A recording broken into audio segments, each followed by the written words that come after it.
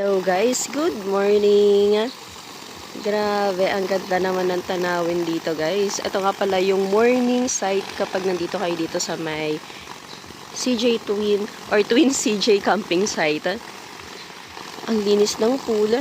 Ganyan siya kalawak. Merong pang kids, merong pang adults.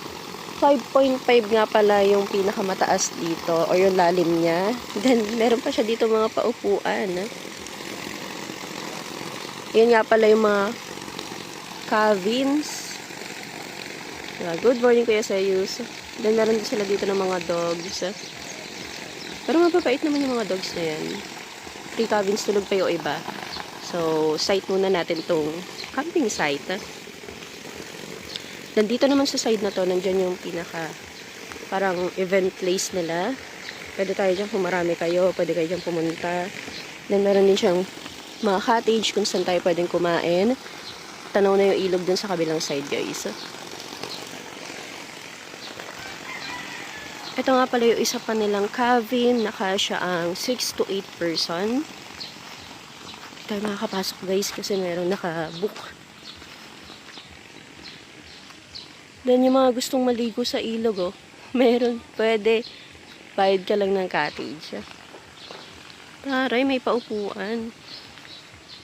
Then, pwede kayo dito mag-photos, mag-video. Good morning, Kuya Sayus. Happy birthday. Kuya Eros, happy birthday. Today is your birthday talaga. Hello, Atina.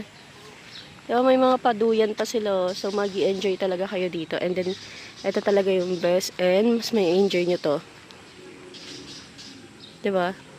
Ganda mga 4x4. Then, ito yung isa pa. Ito yung pang malakihan nila na kumpleto na kasya na yung 10 to 20 person. May sarili na rin siyang kitchen, CR.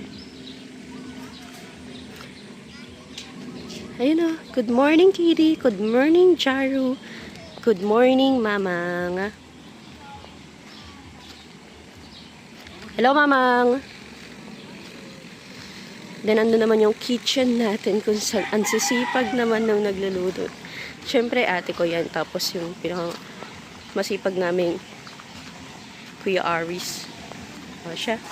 Nandito na lang guys.